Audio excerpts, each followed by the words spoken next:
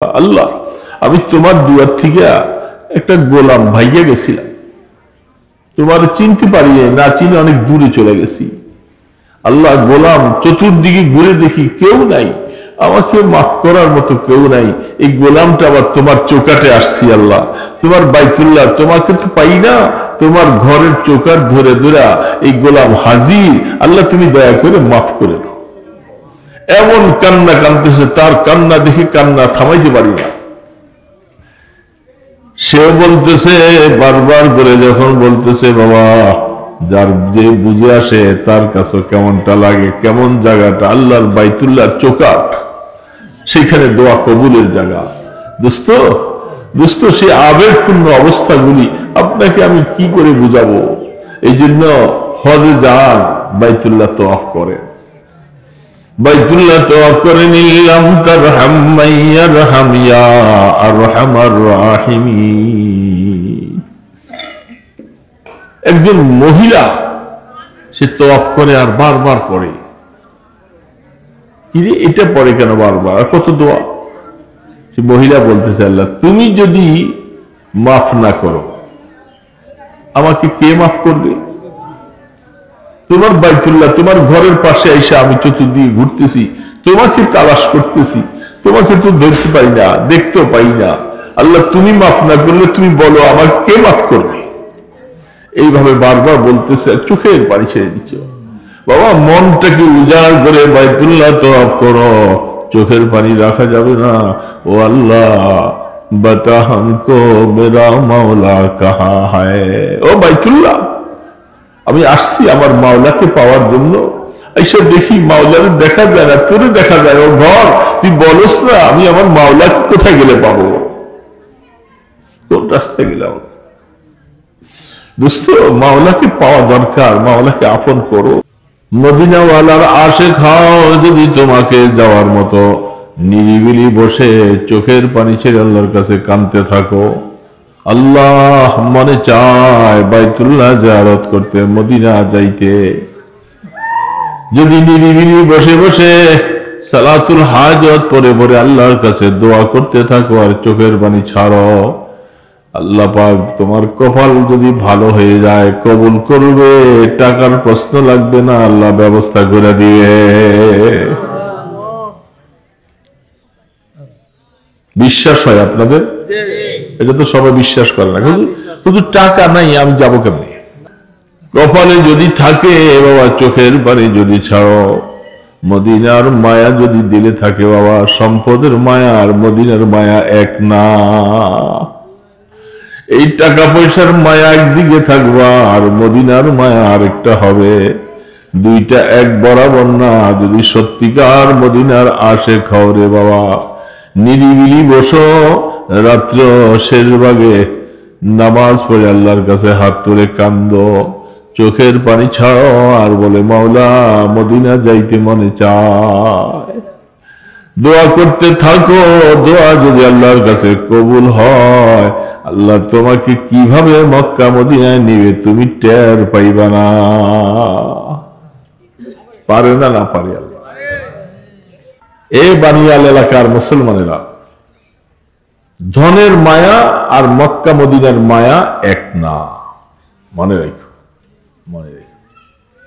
সেইখানে রওজার সামনে দিয়ে যখন সালাম দিবা, চোখের পানি রাখা কঠিন হবে, ঝরঝর করে পড়তে থাকবে। ইয়া খায়রা মান দুফিনাত বিল কা'i আযমহু ফাতাবা মিন তিবিহিনাল কা'u ওয়াল আকামু।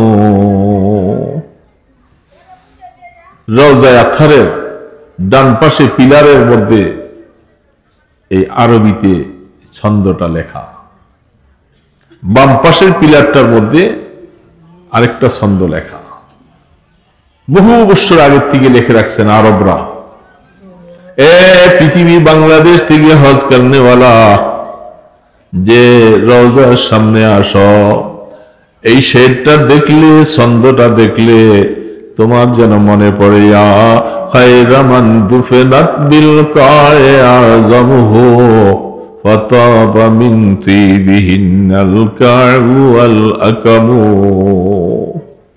এ মদিনার মাটি, তোমার কোনো মূল্য ছিল না, তুমি বেদামি একটা মাটি ছিলা। সোনার দেহ তোমার মধ্যে আইসা যখন শোয়াইয়া দিল, সেই পয়গম্বর আলাইহিস সালামের দেহ মোবারকের সাথে মাটি তুমি লাগার কারণে তুমি আল্লাহর আরশ থেকে বেশি দামি হয়ে গেছ। সুগ্রানে মুখরিত হয়েছ, মাটি তুমি দামি হইছ রহমতের দো আলমের শরীরের সাথে লাগা। নফসিল ফিদা লিকবরিন আনতা সাকিনুহু ফীহিল আফাফু ওয়া ফীহিল জুদু ওয়াল কারামু। এ মদিনা, আমি বাংলার জমিন থেকে আসছি, আমার মনে চায় রাসূলের কদমের নিচে আমার জীবনটাকে মিঠাইয়া দে, জীবনকে উৎসর্গ করে দিতে মনে চায় গো নবী। তোমাকে দেখি নাই, কিয়ামতের ময়দানে তোমার সুপারিশ লাগবে। আমি আসছি তোমাকে শোনাবার জন্য, আমার সালামটুকু জানাবার জন্য। কিয়ামতের ময়দানে গুনাহগারের জন্য একটু সুপারিশ করো গো নবী। নফসিল ফিদা লিকবরিন আনতা সাকিনুহু ফীহিল আফাফু ওয়া ফীহিল জুদু ওয়াল কারামু। আল্লাহ আপনার লকব দিয়েছেন রাউফুর রহিম বলে। এত দয়ালু নবী আপনি, আমার মতো গুনাহগার উম্মত আপনার কবর মোবারকের সামনে, রওজা আতহারের সামনে আইসা আমি দাঁড়িয়েছি। আল্লাহ, আমি একটা গুনার বস্তা বোঝা নিয়ে আসছি, ওকে নবী একটু দয়া করে সুপারিশ করে আমার গুনাহগুলি মাফ করাবার ব্যবস্থা করে দাও। দোস্ত, যাইতে মনে চায় মদিনা? মনে চায় না? হজ করনেওয়ালা আসেননি এখানে? হজ করছেন এজন লোক আছেন? একজন মাত্র? ওমরা আর হজ দুইটা এক না বাবা। এই বালিশটা পিছনটা একটু সরান তো, আমি সোজা হয়ে বসতে পারতেছি। ওমরা আর হজ দুইটা এক বরাবর নয়। হজ যাদের উপরে ফরজ হয়েছে এরা ওমরা করলে কিন্তু ফরজ শেষ হবে না। হ্যাঁ, ওমরা গেছে সওয়াব হবে, কিন্তু যাদের উপর হজ ফরজ হয়েছে এদের হজ করতেই হবে। যদি অসুস্থ হয়ে যায়, ওসিয়ত করে দিতে হবে যে আমার টাকা দিয়া তাড়াতাড়ি বদলি হজ করাই দিবা, নতুবা কিয়ামতের ময়দানে আমি ধরা পড়ে যাব। হ্যাঁ, বদলি করায় কোন রকম গুনাহ থেকে বাঁচলেন, কিন্তু নিজে হজ করে আল্লাহর ঘর দেখলে আর রাসূলের রওজা দেখলে যে মজার স্বাদ পাইতেন, এটা কি পাওয়া যাবে? এই জন্য দোস্ত ফিকির করেন। 90 সালে যখন গিয়েছিলাম তখন 70,000 টাকা ছিল। 70,000 টাকা ছিল। আর এখন বাড়তে বাড়তে কত বাড়ছে, কত গুণ বাড়ছে। এই জন্য দেরি কেন করতেছেন? মনে রাখবেন, যদি আপনার ওই সময় হজ ফরজ হয়ে থাকে আর আপনি এখন আইসা টাকা বেশি হয়ে গেছে, যাইতে পারেন না, গুনাহ মাফ হবে না। কেন ওই সময় গেল না? ওই সময় কেন গেল না? এই জন্য এই ইমানদার মুসলমান বাবাজিরা, হজ যদি ফরজ হয়, ফরজ রাইখা তুমি ঘুমাও কেমন করে? আমার উপরে হজ ফরজ হয়ে আছে। বুড়া হয়ে গেলে কত কষ্ট হয়, জুয়ান থাকতে হজ করা দরকার ছিল। হজের মধ্যে কষ্ট আছে। এই জন্য যাদের উপরে আল্লাহ হজ ফরজ করছে তারা অতি তাড়াতাড়ি ফিকির করেন যাওয়া লাগবে। কেউ কেউ বলে আমি বাঁচবো না, মরবো। আরে বাবা, যদি মৃত্যু আপনার সেইখানে লিখে থাকে, আপনি সেখানে যাওয়াই লাগবে, সেখানে আপনার মৃত্যু হবে, মনে রাখা লাগবে। এই জন্য দোস্ত বলতেছিলাম, আমি যে নামাজগুলি আদায় করব, তওবা করতে হবে। তওবা করতে রাজি না? তওবা কিভাবে? নামাজ পড়ে তো না পড়া? মানুষের বদনামি করব না, মানুষের দোষ ত্রুটি বয়ান করব, কানে ধরে তওবা করে আমি কারো বদনামি করব না। বদনামি করলে আমার নিজেরটা করব, আমি কারো না। আমি খারাপ, আমি খারাপ। নিরিবিলি বসো বাবা, রাত্র বহুত বড় ছিল, রাত্রটা শেষ হয়ে যায়, গ্রামগঞ্জের মানুষ শুয়ে যায় 7টা 8টা 9টা বাজে, ঘুম যাইতে যাইতে কত বড় রাত বাবা, একটু কম্বলকে ছাড়ো, ওযু কইরা নিরিবিলি 2-4 রাকাত নামাজ পড়ো, যায় নামাজের মধ্যে বসে সূরা ফাতিহা কুল হুয়াল্লাহ 3 বার পড়া দুরূদ শরীফ পড়ে আল্লাহর কাছে দোয়া করো, দোয়া করতে থাকো, আল্লাহ গুনার বোঝা নিয়ে আমি তোমার সামনে হাজির। আল্লাহ পাক ডাক দিয়া বলে, এ গোলাম, গভীর রাত্রে কেন তুই উঠলি? কত মানুষ ঘুমাইয়া আছে, তুই কেন উঠছ? আল্লাহু আকবার। আল্লাহর বান্দা চোখের পানি ছেড়ে যখন কাঁদবে, আল্লাহ পাক বলে, তোর জীবনের সব গুনাহ মাফ করে দিব। আজিজি আমজুর মহা করদা বসে, নেস্তে মারা গায়রে তু দিগার কাছে। আল্লাহ তুমি ছাড়া আর কেউ নাই, আমি গভীর রাত্রে তোমাকে তালাশ করতেছি। কব তলক ঘুমতা রহো মাই দরবদর, আয় খুদা মুঝকো লাগা দে রাহ পর। এ মওলার কতদিন ঘুরবো? আমি চতুর্দিকে ঘুরে দেখলাম কেউ ক্ষমা করার মতো ক্ষমতা নাই, একমাত্র ক্ষমা করবা তুমি আল্লাহ। আমি গোলাম আসামি, আবার তোমার দুয়ারে এসে হাজির হয়েছি, দয়া করে আমাকে তুমি মাফ করে দাও। নিরিবিলি বসে বসে রাত্রে বেলা, ও খোদার বান্দা, চোখের পানি ছাড়ো আর কাঁদতে থাকো, গুনাহ মাফ করাইয়া কবরে যাওয়া লাগবে রে বাবা, নতুবা হালত খারাপ হয়ে যাবে। बरदरा मुझ बंदाए बगरे खता, आब रोए खुद बायसिया रेखता। বাইতুল্লাহ ঘরের পাশে 1 বছর মুলতাজিম দরজা ধরতে যাইতেছি, খুব ভিড়, খুব চাপ, দরজা ধরতে যাইতেছি, ধাক্কার চোটে দেওয়া যায় না, অনেক কষ্ট। যাইতে যাইতে পিছন থেকে ধাক্কা আসছে, আমি সামনে আস্তে আস্তে আগাইলাম, দেখি যে একজন বান্দা চৌকাটটা ধইরা এই পান্ডা নামার শেরগুলি, মুনাজাতগুলি বারবার করতেছে, চোখের পানি ছেড়ে কাঁদতেছে বুক ভাসাইয়া। হজ করতে কত লাখ টাকা লাগে? হ্যাঁ, এখানে আছেন নাকি হাজী সাহেব যারা হজ ফরজ হয়েছে করেন নাই? এরকম হাজী সাহেব আছেন না? আমি ওই দিন বলছিলাম এক জায়গায়, এক মাহফিলে, বহু মানুষ হজের মাসালা জানে না বাবা। তারা মনে করে আমার হাতে টাকা নাই, আমি হজ যাব কিনে, অথচ সম্পদ আছে। 4 ঘন্টা সম্পত্তি বিক্রি করলে হজের টাকা হয়ে যায়, আর এটা বিক্রি করলে তার সংসারের অসুবিধা হবে না। এরকম সম্পদ যার আছে, সেই ব্যক্তির উপরে হজ ফরজ। তিনি যদি হজ না করে মারা যায়, আল্লাহ রসুল বলেন, তুমি ইহুদি হইয়া মারা গেলা অথবা নাসারা হইয়া মারা গেলা, তোমার ব্যাপারে আমার নবীর কোনো জিম্মাদারি নেই। এমন সম্পদ ওরা আছে না নাই আপনাদের এরিয়ে? হজে যায় নাই, ছেলে বিবাহ করাবে, মেয়ে বিবাহ করাবে, একটা বাড়ি করবে, তারপরে হজে যাবে। হজের সাথে এগুলোর কোনো সম্পর্ক নাই বাবা। যদি মনে চায় মদিনার আশিক যদি হও রে বাবা, বাইতুল্লাহর আশিক যদি তুমি হও, যাহা কাবাতুশ শরীফা বলে বলে আল্লাহ নামাজ পড়লাম, মনে চায় তোমার বাইতুল্লাহ দেখতে, মনে চায় আল্লাহ তোমার বন্ধু রওজার পাশে গিয়া প্রাণ ভরে সালাম দিব। রসুল দেখি নাই, সাহাবী দেখি নাই, আল্লাহর হাবিব ফরমান, আমার ইন্তেকালের পরে যে আমার কবরের পাশে আইসা আমাকে সালাম দিবে, আমি রসুল সরাসরি তার সালামের জবাব দিব।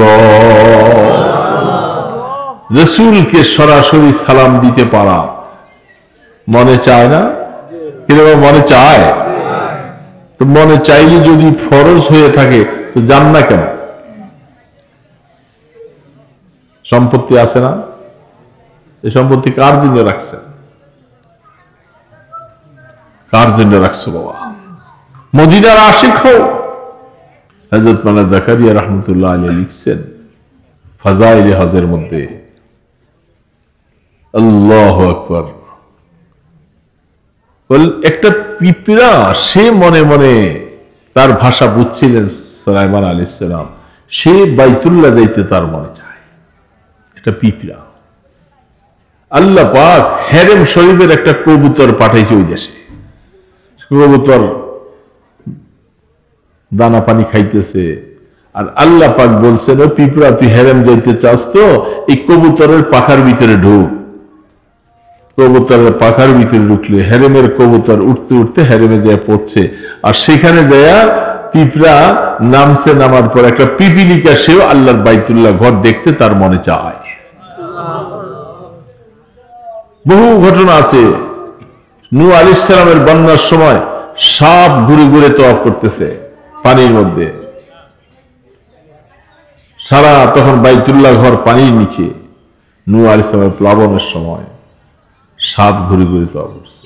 নূহ আলাইহিস সালাম কিস্তির মধ্যে উঠে বাইতুল্লাহ ঘর চিহ্ন নাই, পানির নিচে পড়ে গেছে। জিবরিল আলাইহিস সালাম দেখাই দিয়েছেন, তিনি তার স্টিমার নিয়ে বাইতুল্লাহ ঘর তওয়াফ করেছে। আল্লাহ পাকের ঘরের তওয়াফ, এটা মনের আবেগ লাগবে। একজন মহিলা মমিন সিং বাড়ি, ঢাকা তেজকুনি পাড়া বাসায় কাজ করে। সেখানে আমার একজন বন্ধু মানুষ ঘটনাটা শুনেছে। তেজকুনি পাড়া দুইজন মহিলা, দুজনেই ময়মনসিংহ এলাকা, দুই জমিদারের বাড়িতে দুইজন কাজ করে। তো যেই মহিলাটা, দুইজন যেখানে কাজ করে, একজন মহিলা তার বাড়িওয়ালা হজে যাবে, এই জন্য পাসপোর্ট করছে, সব তৈরি করছে, এহরামের কাপড় আইনা কাজের বুয়াকে ধুইতে দিছে। কাজের বুয়া এহরামের কাপড় ধুইতেছে। গরিব মানুষ তো মনের মধ্যে খুব ঢেউ খেলতেছে, আবেগ। এহরামের কাপড় দেখা এহরামের কাপড় ধোয় আর চোখের পানি এহরামের কাপড়ে পড়তেছে, যে আল্লাহ আমাকে গরিব বানাইছো, মনে তো চায় তোমার বাইতুল্লাহ দেখতে, তোমার নবীজির রওজা দেখতে মনে চায়, আমাদের গরিব মানুষ, আমাদের নসিব কি করে হবে? বেচারি চোখের পানি ঝাইরা কাপড়টা ধুইয়া দিছে, শুকাইছে। তো বেচারা হজের সময় আসছে, সে হজে চলে গেছে। এই দিক দিয়ে তো সে চোখের পানি ছাড়লে, ওই যে তার দেশের আরেকটা মহিলা পাশের বাড়িতে চাকরি করে, কাজ করে, সেই বাড়ির হাজী সাহেব এবং তার স্ত্রী, তারা দুইজন হজে যাওয়ার জন্য নিবন্ধন করছে, হজে যাবে, সবকিছু তৈরি করছে। ঘটনাক্রমে তার স্ত্রী আসার খাইয়া পইরা কোমরে ব্যথা পাইছে। এখন ডাক্তার দেখাইছে, অবস্থা খারাপ, বলছে যে উনি কি করে হাঁটবে, হাঁটতে পারবে না। মহিলা খুব আবেগী, বাঁচি আর মরি, আবার বাঁচলে না হায়াতে যাব, আমি হজে যাব। ডাক্তার সাহেব বলছে একটা কাজ করেন, এত যদি আবেগ হয়ে থাকে তাহলে কোনোদিন একটা খাদেমা সাথে নিতে পারেন কিনা, হুইল চেয়ার ঠেলবে। ওই বাড়ির মধ্যে যে মহিলাটা আছে তাকে বলছে, তুমি কি হজে যাইবা? মহিলা বলতেছে, আমার তো মনে চায়, কিন্তু আসলে আমার বাচ্চা কাচ্চা আছে, খুব পেরেশান, কি করা যায়? এখন হজের সময় চলে আসছে, বিবিও সে যাবে, নিবন্ধন করছি, সবকিছু কাজ হয়ে গেছে। তাহলে এক কাজ করি, আমাদের দেশের একজন বুয়া আছে ওই বাড়িতে, আমি দেখি তার জিজ্ঞাসা করি সে যেতে পারে কিনা। দেখছেন কোন বুয়া? ওই যে চোখের পানি ছাড়ছিল। জয়া সেই বুয়াকে বলতেছে, এই একটা খবর শুনছিস কি? তুই কি হজে যাবি? তুই কি আমার সাথে ঠাট্টা করতেছিস? আমি ঠাট্টা করি না, তুই যাবি নি বল। যাবনি মানি যাব, তুই আস আমার সাথে। ওই তার বাড়িওয়ালার এখানে হাজী সাহেবের কাছে নিয়ে গেছে, সে আগে হজ করছে। হাজী সাহেব এই বেটিরে এ নাকি যাইও নিতে পারে। জিজ্ঞাসা করছে তুমি রাজি? বলে হ্যাঁ। বলে তুমি আমার সাথে আসো, এখনই পাসপোর্ট তৈরি করে দিই। 1 সপ্তাহের মধ্যে ইমার্জেন্সি পাসপোর্ট তৈরি করছে। স্বামী স্ত্রী 2 জন হজে যাইতেছে। ওই বেটিটি লইয়া গেছে, সে হুইল চেয়ার ঠেলবে।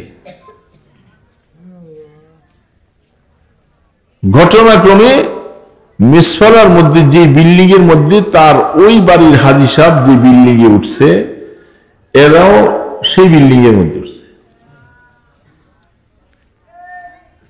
হাজী সাহেব তার বিবিকে নিয়ে হুইল চেয়ারে করে তওয়াফ করতে রওনা দিছে। ওই বেচারিও রাস্তা দেখাইতেছে, সেও হুইল চেয়ার ঠেলে ঠেলা আব্দুল আজিজ গেটের কাছে যাইয়া যখন যাচ্ছে, যে বাসায় সে কাজ করে ওই বাসার হাজী সাহেব পিছন থেকে দেখে যে এই মহিলাটা দেখি চিনা চিনা লাগে মনে হয়, দৌড়ে কাছে গেছে।